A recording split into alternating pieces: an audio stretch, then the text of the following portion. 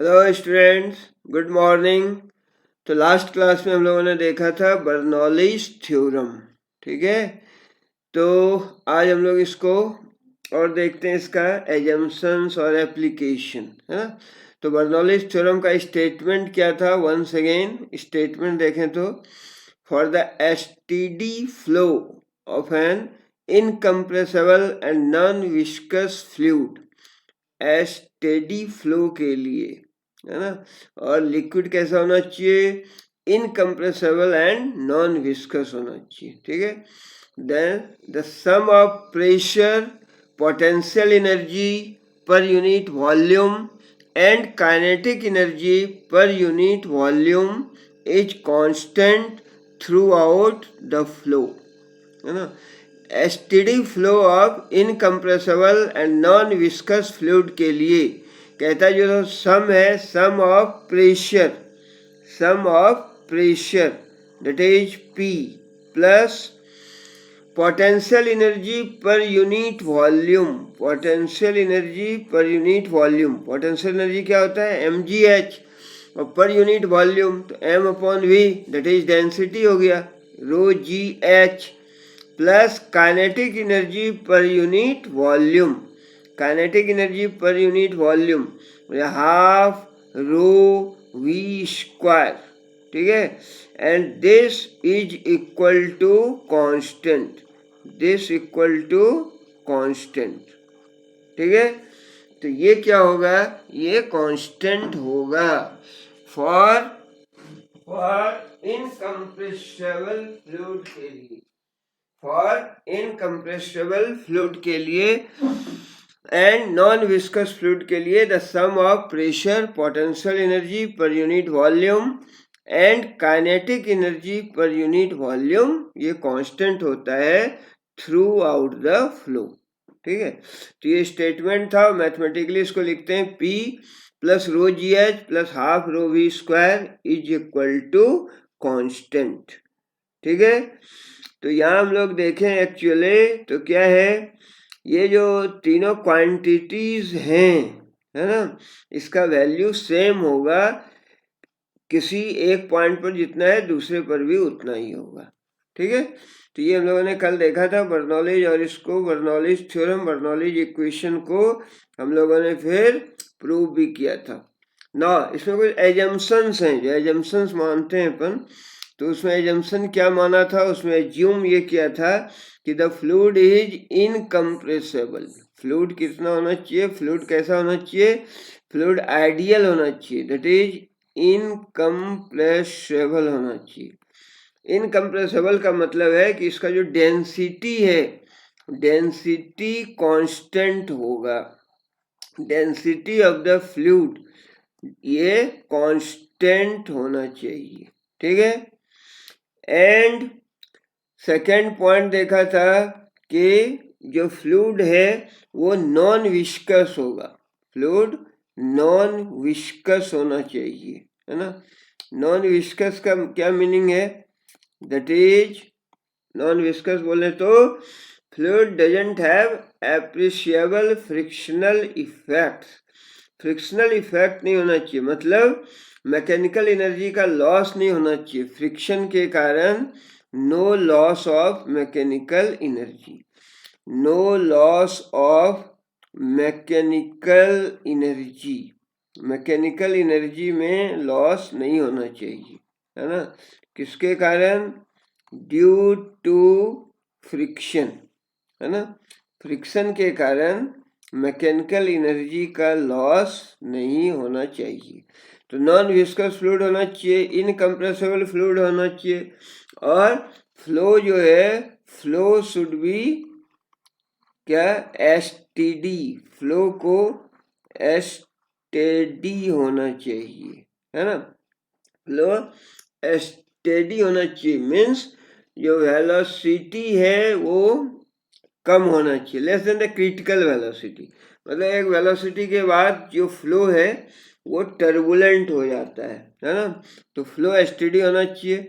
Ideal fluid होना चाहिए means incompressible होना चाहिए, डेंसिटी उसका कांस्टेंट होगा, डेंसिटी चेंज नहीं होना चाहिए, नॉन विस्कस होना चाहिए मीन्स कि मैकेनिकल एनर्जी का लॉस नहीं होना चाहिए, no loss of mechanical energy due to friction, और फ्लो स्टेडी होना चाहिए। ठीक है, तो ये हम लोगों ने कल देखा था बर्नौलीज थ्योरम, तो उसका ये स्टेटमेंट देखा था और एजम्पशंस उसमें हम लोग ये मानते हैं। ठीक है, तो ये 3 एजम्पशंस हैं, है ना। नाउ हम लोग बात करते हैं flow in A horizontal pipe. यदि हॉरिजॉन्टल पाइप में फ्लो हो रहा है, जब फ्लूइड फ्लो कर रहा है हॉरिजॉन्टल पाइप से होकर, तो उस केस में क्या होगा, उस केस में एक्चुअली H1 जो हाइट है ये बराबर होगा H1 बराबर H2। तो जो बर्नौलीज इक्वेशन है वो उसका फॉर्म अब यूं चेंज हो जाएगा P1 plus half rho V1 square is equal to P2 plus half rho V2 square. ठीक है, P1 plus half rho V1 square equal to P2 plus half rho V2 square. क्योंकि height तो same है H1 बराबर H2, तो potential energy में तो कोई चेंज नहीं है ना। तो H1 बराबर H2 हो गया, तो ये दोनों साइड का टर्म कैंसिल हो गया। दैट इज अब जो रिलेशन है वो प्रेशर और kinetic energy per unit volume में है। यानी इसको ऐसा भी लिख सकते हैं कि pressure plus half rho V square this is equal to constant. ये जो है ये कांस्टेंट होना चाहिए, है ना। P plus half rho V square this must be constant, है ना। इसका क्या मतलब हुआ कि बर्नौलीज थ्योरम का प्रिंसिपल ये दिखाता है कि किसी पॉइंट पर जो मूव कर रहा है जो फ्लूइड, है ना, तो जो पोटेंशियल एनर्जी का जो चेंज है वो बहुत कम है या जीरो है ना। जैसे कि अगर फ्लूइड का फ्लो गोला बने हॉरिजॉन्टल पाइप के में हो रहा है, तो हॉरिजॉन्टल पाइप में जब फ्लूइड का फ्लो होगा तो उस केस में पोटेंशियल एनर्जी में बहुत स्मॉल चेंज होगा या जीरो चेंज हो रहा है। तो उस केस में जो प्रेशर है, प्रेशर कम होगा यदि वेलोसिटी हाई है, या प्रेशर हाई होगा यदि वेलोसिटी लो है ना। ठीक है, यानी P plus half rho V square constant है, यानी ये दोनों का सम कांस्टेंट है, सम कांस्टेंट है। यदि P इंक्रीज हुआ, यदि P इंक्रीज होगा तो जो वेलोसिटी है वो क्या होना है, डिक्रीज होना है, तभी तो दोनों का सम कांस्टेंट होगा। ठीक है, तो ऐसा तुम सोच सकते हो क्या कि जो फ्लो होता है, फ्लो स्पीड, स्पीड जो होता है फ्लो का वो हाई होगा यदि प्रेशर हाई है। ऐसा हम सोच सकते हैं कि प्रेशर ज़्यादा होगा तो स्पीड ज़्यादा होगा, लेकिन कंजर्वेशन ऑफ एनर्जी के अनुसार इसका अपोजिट होता है। यानी प्रेशर का जो टर्म है P और काइनेटिक एनर्जी का जो टर्म है हाफ रो V स्क्वायर, ये एनर्जी पर यूनिट वॉल्यूम को जो रिप्रेजेंट कर रहा है, अगर एक इंक्रीज होगा तो दूसरे को डिक्रीज होना पड़ेगा, सो दैट द सम जो है टोटल एनर्जी वो कंजर्व होगी। ठीक है, तो हॉरिजॉन्टल पाइप के केस में हम लोग ये इक्वेशन यूज करेंगे कि P plus half rho V square is equal to constant. यानी यदि प्रेशर ज़्यादा है तो वेलोसिटी कम होगी, है ना, kinetic energy per unit volume कम होगी, मतलब वेलोसिटी, क्योंकि रो तो कांस्टेंट है, यानी प्रेशर अगर ज़्यादा हुआ तो वेलोसिटी कम होगा, और प्रेशर कम है तो वेलोसिटी ज़्यादा होगा। ठीक है, तो ये बात थी। और इसके बाद हम लोग देखते हैं एक्चुअली जो बर्नौलीज इक्वेशन है इसको डिफरेंट फॉर्म में कास्ट कर सकते हैं, different forms of Bernoulli's equation, है ना। तो एक फॉर्म हम लोगों ने क्या देखा था, that is P plus rho GH plus half rho V square this is equal to constant, है ना। यानी ये जो सम था, सम ऑफ प्रेशर एंड क्या potential energy per unit volume and kinetic energy per unit volume is constant. P plus rho gh plus half rho V square is equal to constant. ये एक form देखा हम लोगों ने, ठीक है. अब इसको यदि रो से डिवाइड कर दें, बोथ साइड्स रो से डिवाइड कर दें यानी सारे क्वांटिटी में, तो कांस्टेंट बाय रो तो कांस्टेंट ही होगा, है ना. ना तो ये क्या हो जाएगा, P अपॉन रो प्लस रो से डिवाइड कर रहे हैं तो यहाँ क्या बच गया GH, और यहाँ रो से डिवाइड कर रहे हैं तो हो गया half V square and this is equal to constant. तो ये भी कांस्टेंट होगा, ठीक है. ये अनदर फॉर्म हो गया, क्या है, that is P by rho plus GH plus half V square is equal to constant. तो यहाँ हम लोग क्या देख रहे हैं, जैसे फर्स्ट इक्वेशन में देखा P प्लस दिस, यानी जो सारे तीनों क्वांटिटी हैं LHS में, ये सारे का जो डायमेंशन है वो प्रेशर का होगा. प्रेशर एडेड विथ प्रेशर ही होगा ना, लाइक क्वांटिटीज को ऐड करते हैं. तो रो GH का भी डायमेंशन प्रेशर का होगा और हाफ रो V स्क्वायर भी प्रेशर होगा, ठीक है. सेकेंड इक्वेशन में देखो P by rho plus GH plus half V square, half V square. तो इसमें जो तीनों टर्म है इसका जो डायमेंशन होगा वो होगा energy per unit mass, energy per unit mass, है ना. यहाँ देखो third one half mv square होता था काइनेटिक एनर्जी, मास m से डिवाइड कर दो तो हाफ v स्क्वायर बच गया. यानी यहाँ जो तीनों टर्म है एक्चुअली इसका जो डायमेंशन है ये होगा एनर्जी पर यूनिट मास के, ठीक है. अब यदि स्मॉल g से डिवाइड कर दें सारे टर्म को स्मॉल g से, तो क्या लिख सकते हैं, P upon rho g plus ये हो गया, ठीक है, अपॉन ये g से डिवाइड कर दिया तो h हो गया, यहाँ g से डिवाइड कर दिया ये हो गया V square upon 2g and this is also equal to constant. ये भी कांस्टेंट हो गया.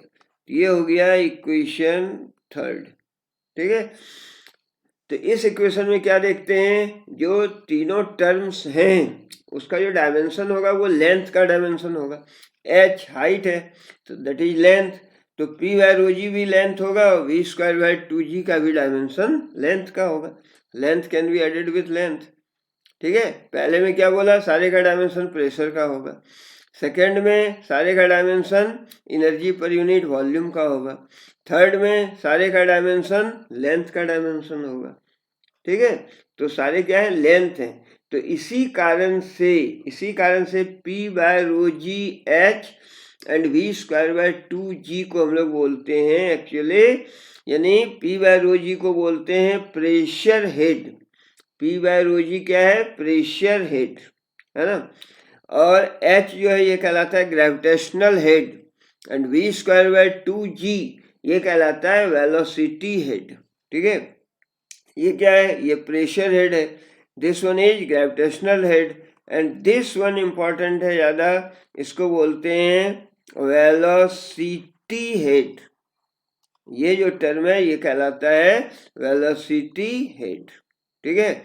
V square upon 2g velocity head बोले तो V स्क्वायर अपॉन 2g, ठीक है. पहला क्या कहलाता है, प्रेशर हेड, दूसरा ग्रेविटेशनल हेड, सब हेड है, और तीसरा जो है ये कहलाता है वेलोसिटी हेड, ठीक है. इस पर बेस्ड न्यूमेरिकल्स वगैरह भी आते हैं, है ना. यहाँ की वेलोसिटी हेड दिया रहता है तो उस टर्म में हम लोग कैसे लिखेंगे. मान लो कोई एक एग्जाम्पल बनाते हैं हम लोग, है ना. इस एग्जाम्पल में दिया हुआ है कि एट व्हाट स्पीड यानी वेलोसिटी स्पीड निकालना है. Will the velocity head of a stream of water be equal to, यानी वेलोसिटी हेड जो है, वेलोसिटी हेड ये बराबर होगा किसके, 40 centimetre of Hg, 40 centimetre of Hg, ठीक है. क्या कह रहा है प्रॉब्लम में कि एट व्हाट स्पीड, यानी स्पीड निकालना है, eight what speed will the velocity head of water be equal to 40 centimetre of Hg। ठीक है, तो वेलोसिटी हेड होता क्या है एक्चुअली? वेलोसिटी हेड है ना, ये अपन सॉल्यूशन, ठीक है। वेलोसिटी हेड होता है v स्क्वायर, अभी देखा हम लोगों ने, v स्क्वायर अपॉन 2g, है ना। और ये अपने को क्या, h ये हाइट के बराबर होगा, v स्क्वायर बाय 2g, ये है वेलोसिटी हेड। तो यहाँ से निकल जाएगा velocity equal to what, root over 2gh, root over 2gh। अब यहाँ अपने को गिवन क्या है, गिवन था अपने को g तो पता होता है 9.8 मीटर पर सेकेंड स्क्वायर, ठीक है, 10 भी ले सकते थे। और h यहाँ पर दिया हुआ है कितना, 40 सेंटीमीटर ऑफ Hg, तो h है 40 सेंटीमीटर, यानी 40 अपॉन 100 मीटर, ठीक है, ये दिया हुआ है। तो अपने को v निकालना है, तो यहाँ वैल्यू पुट कर दो, तो v equal to what, root over 2g, g का वैल्यू है 9.8 एंड h का वैल्यू है 0.40, ठीक है।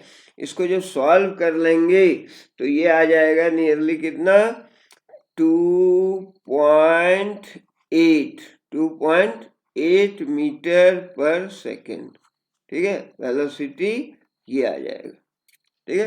क्या पूछा था, eight what speed the velocity head of water is 40 centimetre of Hg, यानी h दिया हुआ है 40 सेंटीमीटर, वेलोसिटी हेड होता है v square by 2g is equal to this, height दिया हुआ है, तो यहाँ से v निकल गया रूट ओवर 2gh, वैल्यू रख दो, है ना।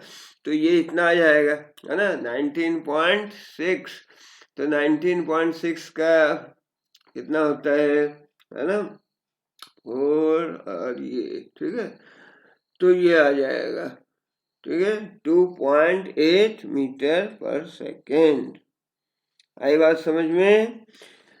तो इसको सॉल्व कर लेना, है ना। तो ये हम लोगों ने इस पर बेस्ड क्या देखा, एक इसका एप्लीकेशन देखा, यानी न्यूमेरिकल में ऐसे आते हैं वेलोसिटी हेड, है ना।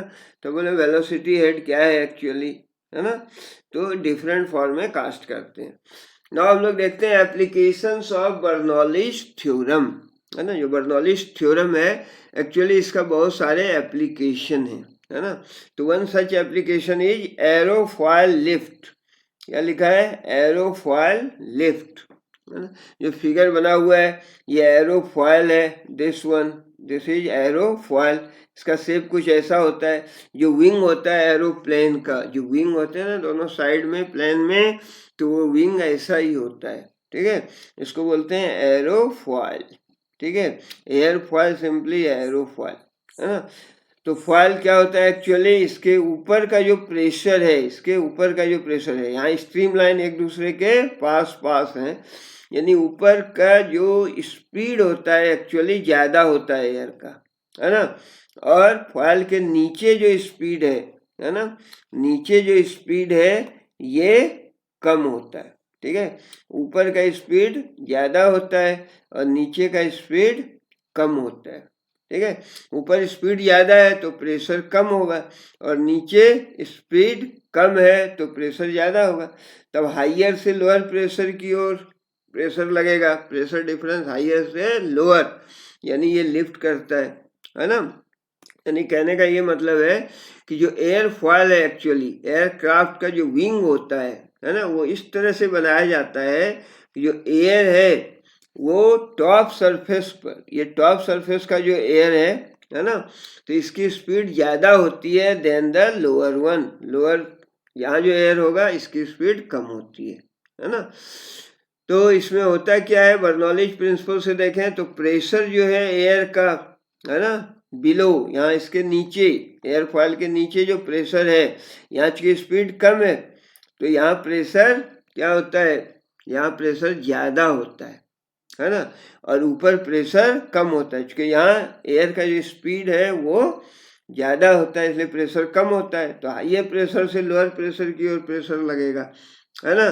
तो इस ढंग से क्या होगा, विंग्स जो है वो ऊपर की ओर लिफ्ट करेगा, है ना, ठीक है। तो एक्चुअली ये एक एस्पेक्ट है। दूसरा ये होता है जो विंग्स होते हैं ना, ये थोड़े से जनरली ये टिल्टेड होते हैं ऊपर की ओर, है ना, ताकि जो एयर उसको स्ट्राइक करे वो डाउनवर्ड हो। एयर जो स्ट्राइक करेगा उसको डाउनवर्ड होगा, है ना। तो एक्चुअली एयरोफॉयल लिफ्ट में बर्नौलिस प्रिंसिपल का यूज हो रहा है, क्योंकि ऊपर में जो स्पीड है वो ज़्यादा है तो प्रेशर कम होता है, और एयरफॉयल के नीचे जो स्पीड है वो कम होता है तो प्रेशर ज़्यादा है। इस तरह नीचे प्रेशर ज़्यादा है ऊपर कम है, तो ये क्या करेगा, एयरफॉयल को लिफ्ट करेगा, है ना, विंग को लिफ्ट करेगा तो प्लेन ऊपर जाएगा। ठीक है, तो एक एप्लीकेशन तो ये है। सेकंड एप्लीकेशन है एटोमाइजर और स्प्रेयर में। एटोमाइजर और स्प्रेयर, है ना, ये स्प्रे करते हैं परफ्यूम वगैरह, है ना।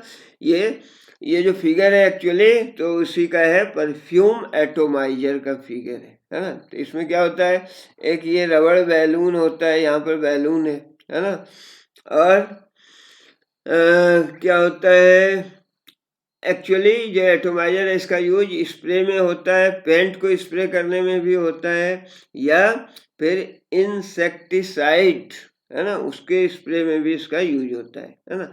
एक्चुअली इसमें बल्ब होता है ना, बल्ब, ये एटोमाइजर का बल्ब है, ये बताया है ना, बल्ब रबर बल्ब होता है, ये रबर बॉल होता है एक्चुअली, है ना।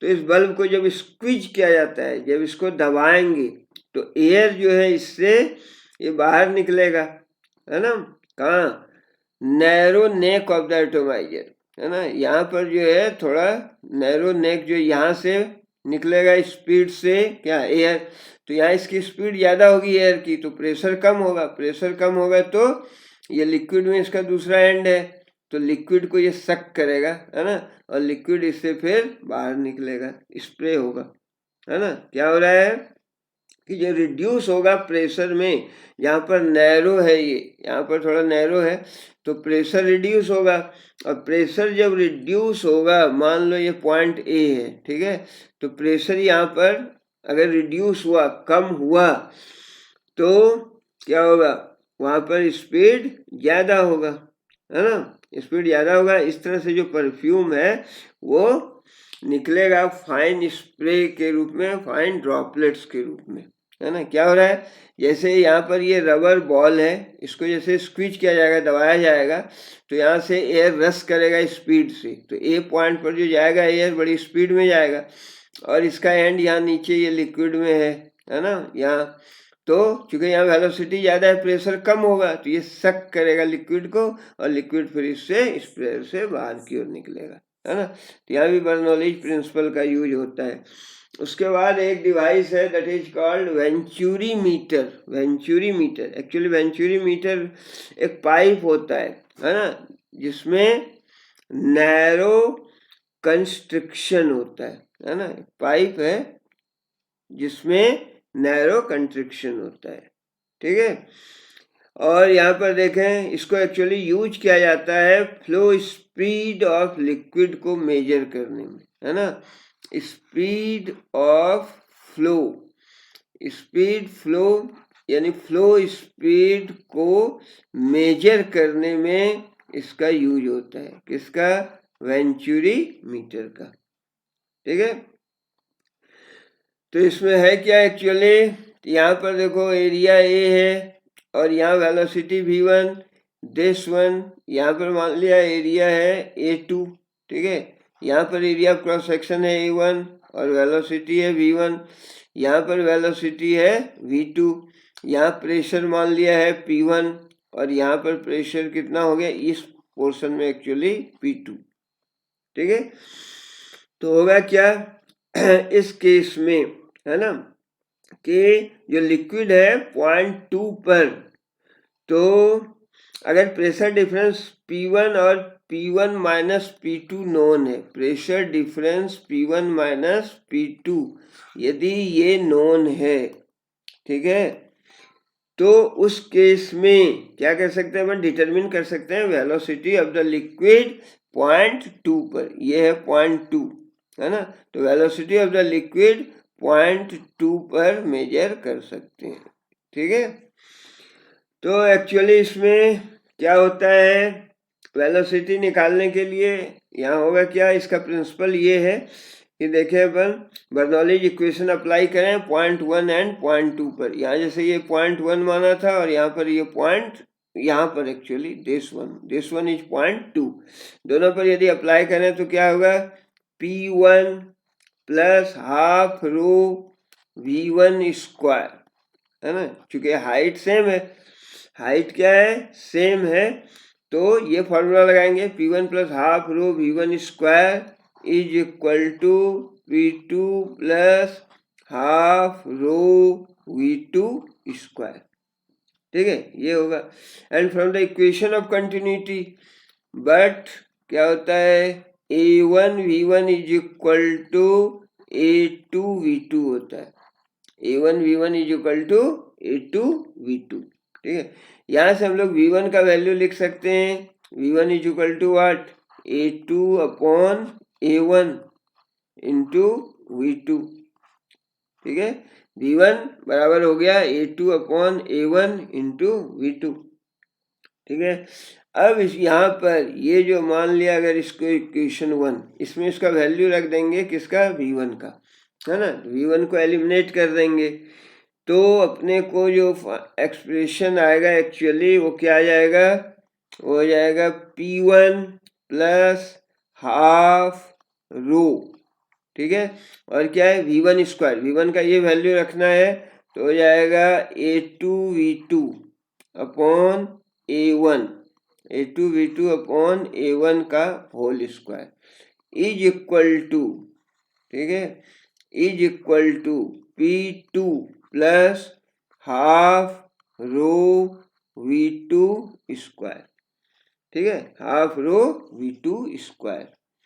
ठीक है, और तो इसके पहले हम लोग देखें, है ना, एक्चुअली हाँ ये देखा। ठीक है, तो अब इसको और यदि सिंप्लीफाई करें तो अपने को मिलेगा P1 माइनस P2, ये जो प्रेशर डिफरेंस है एक्चुअली यहाँ से कितना आ गया, half rho V2 square, half rho V2 square, then A1 square minus A2 square, A1 square minus A2 square upon A1 square. ठीक है, इसको अगर सॉल्व करेंगे तो यहाँ से अपने को V2 के लिए आ गया expression, V2 is equal to what, V2 is equal to ये V2, तो A1 इधर चला आया और इसका स्क्वायर रूट होगा तो सिंपली A1 हो गया। ठीक है, देन सारे क्वांटिटी स्क्वायर रूट के अंदर आ जाएंगे, तो ये हो गया क्या, 2 दिस साइड आएगा, तो 2P1 माइनस P2, है ना, and whole divided by rho into क्या हो गया, A1 square minus of A2 square. ठीक है, तो ये एक्सप्रेशन हो गया V2 के लिए, है ना, यानी पॉइंट 2 पर जो स्पीड है वो इससे निकल जाएगी। V2 is equal to A1 into 2 into P1 minus P2 पर रो A1 माइनस A2 का स्क्वायर। ठीक है, और यहाँ हम लोग क्या देखें कि since A2 is less than A1 है, A2 is less than A1, ये जो एरिया है A2 this is less than A1, है ना, तो A2 is less than A1 है, तो क्या होगा यहाँ पर कि P1 जो है, P1 must be greater than P2, P1 P2 से ज्यादा होगा, है ना। तो प्रेशर क्या होता है एक्चुअली, जहाँ पर नैरोअर है ट्यूब वहां पर प्रेशर रिड्यूस हो जाता है, यही हुआ ना, since A2 is less than A1 इसलिए P1 is greater than P2, यानी P2 में यानी पॉइंट 2 पर जो प्रेशर है वो कम हो जाएगा। ठीक है, उसके बाद और एप्लीकेशन है that is blowing of roof in wind storm, जब तेज हवा चलती है तो रूफ जो है वो उड़ जाता है ना, ब्लो ऑफ हो जाता है। क्यों कि ऊपर यहाँ भी बर्नौलीज प्रिंसिपल के अनुसार हाई विंड स्पीड, यहाँ पर क्या है, हाई विंड स्पीड जब चल रही है है ना, तो तूफान वगैरह आता है, तेज हवा चलती है, तो हाई विंड स्पीड टॉप पर, रूफ के टॉप का जो स्पीड है वो बहुत ज़्यादा होता है, हाई विंड, है ना। और ये लो विंड स्पीड, एक्चुअली नीचे जो है, नीचे क्या है, लो विंड स्पीड होगा, ऊपर स्पीड ज़्यादा है, नीचे कम है ना, तो इससे एक प्रेशर डिफरेंस काज होगा। और ऐसे भी ऊपर की स्पीड विंड की बहुत ज़्यादा है, तो स्पीड बहुत ज़्यादा है तो प्रेशर क्या होगा, प्रेशर कम है ना। और नीचे ये रूफ के अंदर जो एटमॉस्फेरिक प्रेशर के कारण प्रेशर है वो तो उतना ही है, अब चूंकि ऊपर कम हो गया है ना और नीचे ज़्यादा है, ठीक है, तो क्या होगा, प्रेशर इस पर लगेगा रूफ पर नीचे से ऊपर की ओर, और इस तरह से रूफ क्या होगा, वो उड़ जाएगा, ठीक है। उसी तरह है ना, जैसे बोलते हैं कि यदि क्या है, यदि ट्रेन आ रही होती है, चलिए एक और है, स्पीड ऑफ एफ्लक्स देखते हैं, स्पीड ऑफ एफ्लक्स एक्चुअली क्या है, flow of liquid from wide tank, अगर टैंक ये वो चौड़ा है और यहाँ पर एक स्मॉल होल है, इससे जो निकलेगा क्या, वाटर का जो फ्लो हो रहा है उसकी जो वेलोसिटी होगी वो कहलाता है speed of efflux. This is given by v equal to root over 2gh, है ना। एक्चुअली इसको निकाला जा सकता है, उसी तरह बर्नौलीज प्रिंसिपल अप्लाई करेंगे और ये फिर निकल जाएगा, ठीक है। और इसको एक्चुअली स्पीड ऑफ एफ्लक्स, इसको टॉरिशेली थ्योरम भी कहते हैं, v equal to root over 2gh, Torricellian theorem भी इसको बोलते हैं, है ना। और इसके एप्लीकेशन है कहाँ पे, जैसे कि जब ट्रेन आ रही होती है उसको बोले क्या, सक्शन इफेक्ट, सक्शन इफेक्ट, है ना। उसी तरह एक मैग्नस इफेक्ट भी होता है जो स्पिन होता है बॉल का, है ना। तो सक्शन इफेक्ट क्या है, एक्चुअली जो कोई ट्रेन ये प्लेटफॉर्म पर यदि खड़ा है और ट्रेन जा रही है, वेरी फास्ट ट्रेन, ट्रेन बहुत तेजी से जब पास होती है तो एक्चुअली क्या होता है, जो मूविंग एयर होता है उसकी स्पीड भी काफ़ी फास्ट होती है, काफ़ी ज़्यादा होती है ना। एयर किसके बीच, पर्सन और ट्रेन के बीच का जो एयर होता है उसकी स्पीड बहुत ज़्यादा होती है, इसके कारण प्रेशर कम हो जाता है ना। और ज़्यादा प्रेशर होता है दूसरे साइड में, इसके कारण जो आदमी है वो ट्रेन की तरफ पुश हो जाता है ना। जब ट्रेन जा रही है और रेलवे प्लेटफॉर्म पर ये कहा जाता है अगर ट्रेन आ रही है तो थोड़ा दूर अपने को रहना चाहिए, क्योंकि यदि पास है प्लेटफॉर्म के, ट्रेन पटरी से गुजर रही है, तो चूंकि इसका स्पीड ज़्यादा है, तो स्पीड ज़्यादा है एयर का, है ना, तो वहाँ पर प्रेशर कम होगा, और दूसरे साइड में आदमी जो खड़ा है तो इस साइड प्रेशर ज़्यादा है, तो आदमी ट्रेन की ओर खींच जाएगा, है ना। इसको बोलते हैं सक्शन इफेक्ट, ठीक है। और उसी तरह बोलते हैं चिमनी, चिमनी से जो स्मोक निकलता है, एक्चुअली चिमनी से जो स्मोक निकलता है, जो धुआं निकलता है चिमनी से, है ना, वो जो स्मोक है वो ऊपर की ओर उठता है। तो एक तो सिंपल रीजन है ऊपर की ओर क्यों उठता है, क्योंकि गर्म होता है और गर्म एयर जो है ऊपर की ओर हल्की हो जाती है, डेंसिटी उसका कम हो जाता है ना। बट बर्नौलीज प्रिंसिपल का यहाँ भी रोल है, वो क्या है कि जो विंड है ना, जो टॉप ऑफ चिमनी पर जो विंड का फ्लो हो रहा है तो वहाँ पर प्रेशर कम होता है, और घर के अंदर के प्रेशर की वजह, घर के अंदर का प्रेशर ज़्यादा है, इसलिए जो एयर है या स्मोक है वो ऊपर की ओर उठता है, ठीक है।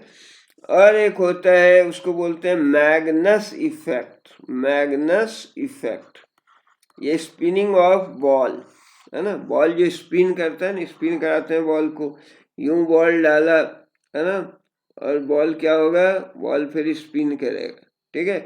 तो यहाँ जो होता है एक्चुअली, यहाँ जो एयर है यहाँ इसकी स्पीड ज़्यादा होती है, जो नीचे का एयर है इसकी स्पीड कम होती है।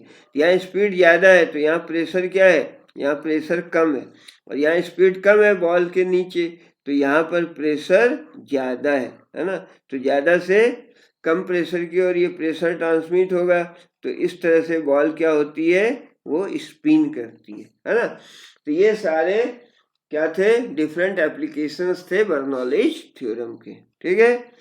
तो आज के लिए इतना ही, है ना। Thank you, good day.